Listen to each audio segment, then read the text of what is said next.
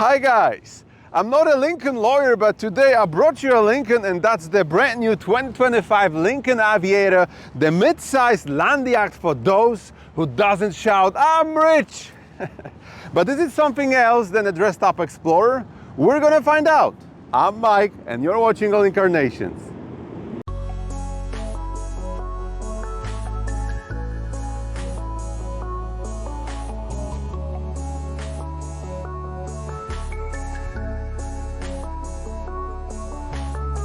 Up front, the signature Lincoln Star sits boldly at the center of the new grille. From the side, let me give you some dimensions. The wheelbase 119.1 inches, length of the car in total 199.3, height of it, that's the 69.6, and the car is 79.6 inches wide. As we round the rear, the wraparound LED taillight lamps and dual chrome exhaust tips complete the look with understated confidence. From every angle, it's not a macho kind of car. The Aviator speaks the language of classy styling. In 2025 Lincoln Aviator, guys, up front you will find more elegance than strength. I like those LED projector pixel headlights, and especially those daytime running lights, the way that they enter the grille, that's pretty cool. A Lincoln logo is, by the way, illuminated during the night. You will find front-facing camera in here as well. No chromes in here. We've got jet appearance package, so everything has been blacked out. But in my opinion, something is missing. Maybe little LED projector fog lamps would add some charisma to this front. What do you think, guys? Under the hood, guys, of this Lincoln, you're gonna find 3-liter V6. I'll tell you more about this engine just in a minute. Solid strut tower bracing. Lincoln engine cover would be a nice thing. And we have isolation under the hood, so it's gonna be quiet inside of the cabin. And from the side, guys, I like this decor panel with the Aviator badging, so everyone on road will know what you're driving. Black mirror is here. The roofline, check out the design. It's falling down slightly up to here. That's really nice. We have jet appearance package in here as well, so no chrome. Same story with those 22-inch wheels. The color kind of matches my outfit today, or not. It's called Whispering Blue. And altogether, looks really solid. This car, guys, does have the air suspension. Right now we're in the normal mode. By the way, the suspension is brilliant. I'm going to tell you more about it just in a minute. Normal mode, so the car is pretty pumped up. If you're going to leave the car for long enough, it's going to sit a little. And thanks to this lower roofline, beautiful design, by the way, like this.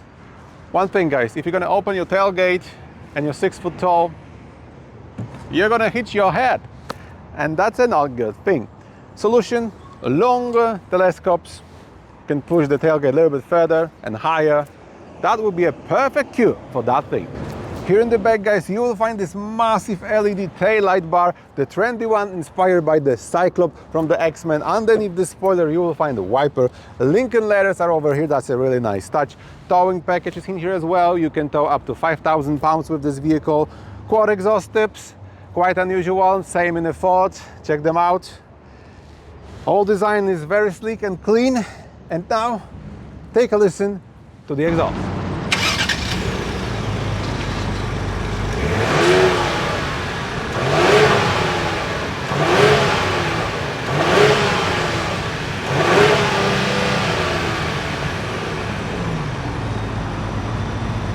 Let's check out the trunk, guys. And in here, we're looking at 41.8 cubic feet of cargo space. Do you need more room? Just fold down the second row flat and you'll get 77.7 cubic feet of cargo space, like in a jackpot. And if you'd like to use the third row, just push this button over here and the machine will lift up the third row for you. That's quite cool. Underneath the floor, you'll find the massive storage, quite deep. Check this out. That's very nice. One thing that you need to do manually is the headrest, but it's quite simple. Like that, and still you get 18.3 cubic feet of cargo space. That's plenty for your carry-ons. So inside of the cabin of this Lincoln Aviator Reserve 2, because that's the name of our trim, guys, I have to tell you honestly, it's a wow effect, because you've got beautiful blue color outside and this cool white upholstery inside is giving you this Sunday morning on a yacht kind of vibe. That's really something. In case of the dashboard, I like the design of it. It's quite simple. You have leather panels on here as well. Nicely done steering wheel, dual color, that's really cool.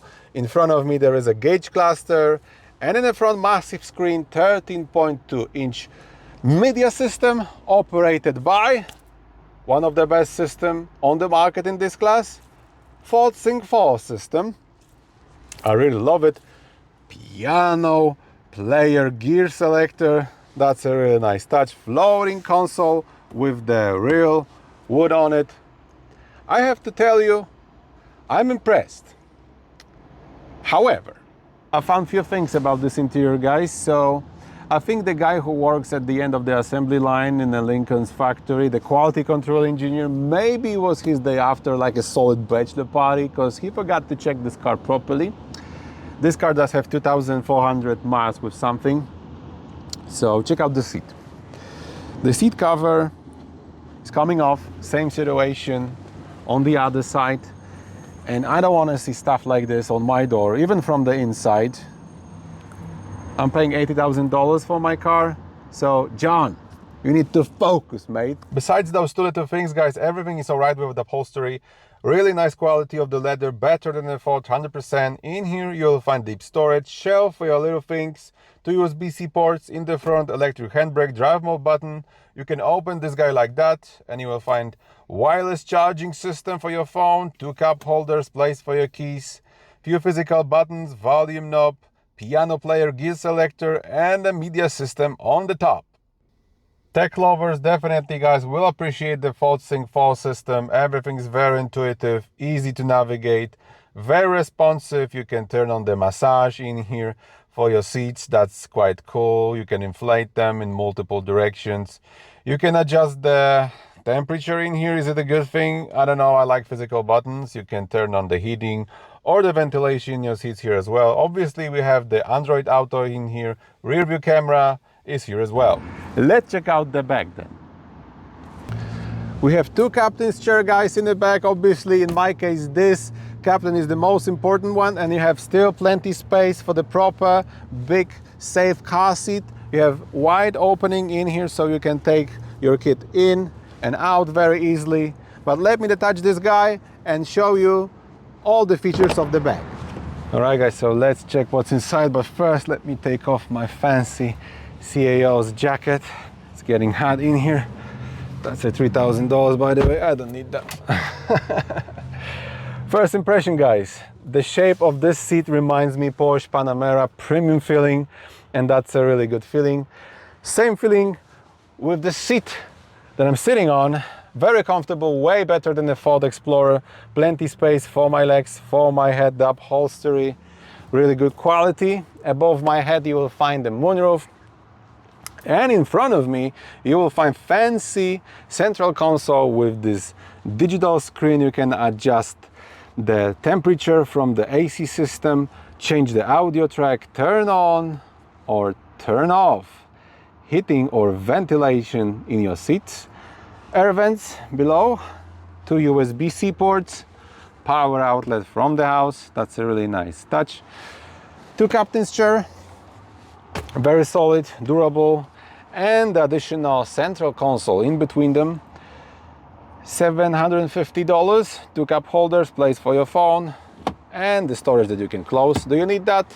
You have to answer to yourself if you're using the back seat, the 3rd row, very often.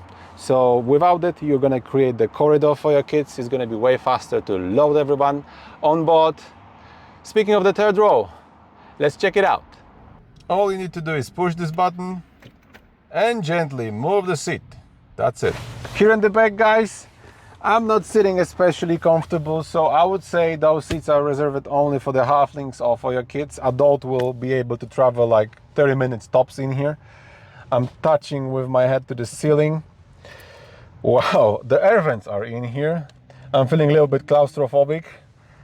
Weird story, everywhere else in this car we have soft materials, but not in here. Hard plastic. Come on, Lincoln. Soft materials would be a huge plus. But we have cup holders, USB-C ports, but only here, not on the other side. That's unusual. So kids or halflings, guys. Let's take this guy for a spin and see how it drives.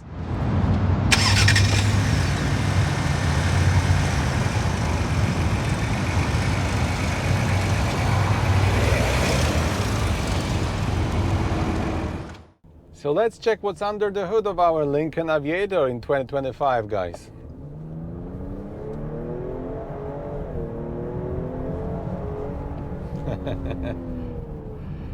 And in here we've got one of the most powerful engines in this segment. This is 3-liter twin turbocharged V6.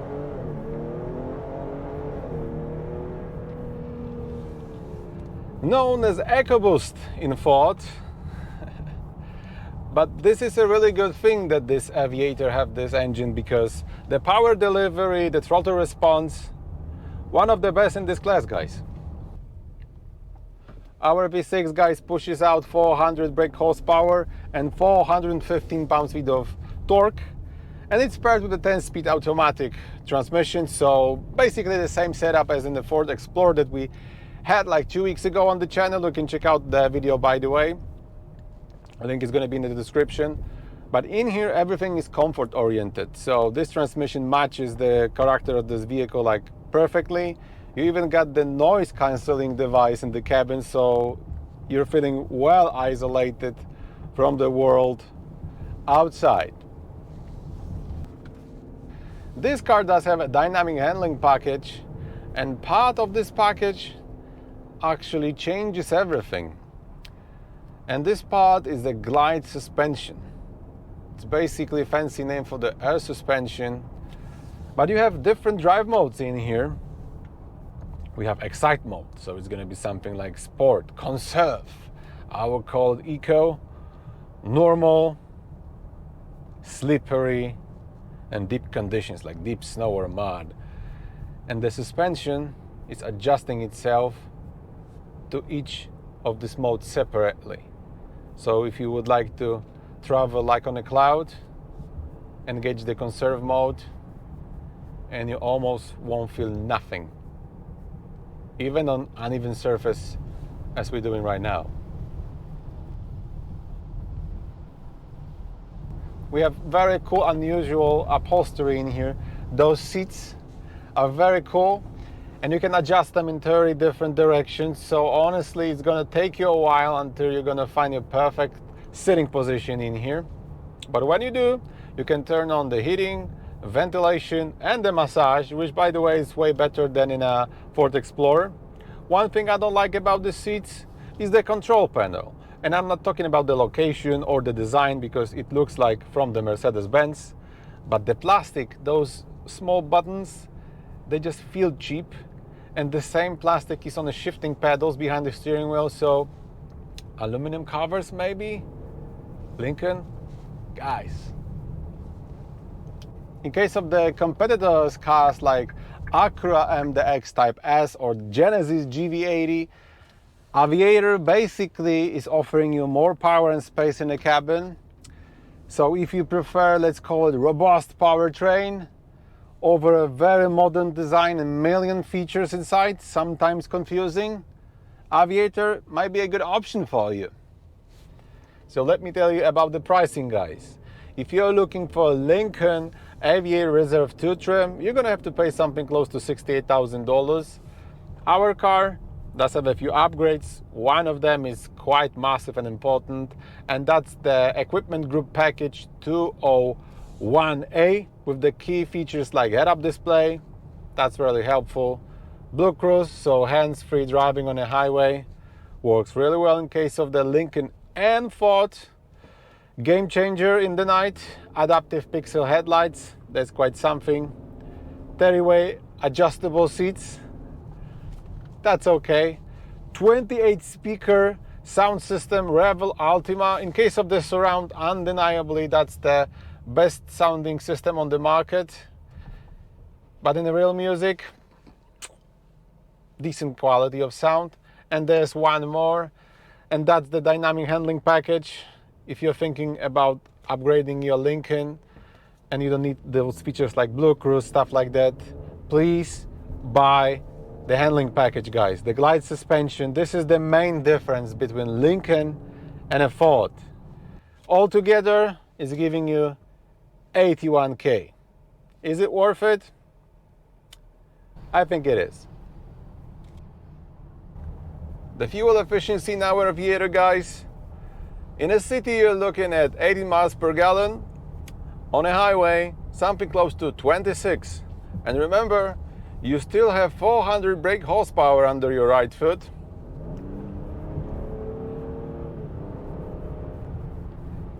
So those numbers are acceptable. So after a hard working day in the company, guys, I'm finally heading home. I drank like 7 coffees, done 3 meetings with board of directors, and right now I'm sitting on this white leather seat that is massaging me. Ventilation is on. I'm feeling well isolated from the outside world thanks to this noise cancelling system. My favorite band is playing through this 28 speaker sound system, and I'm feeling relaxed. It's not a Ford Explorer, guys. It's not a Mercedes-Benz as well. It's a Lincoln. Alright guys, so 2025 Lincoln Aviator Reserve 2 is for those who want luxury, performance, but not necessarily would like to show off. It blends comfort, power, technology in the way that stands up well against domestic and Asian rivals. So what do you think, guys, about this Aviator? Is it fancy Ford or something more? Write me down in the comments below. If you like my video, give me a thumbs up, and if you would like to see more car reviews, make sure you're gonna subscribe my channel.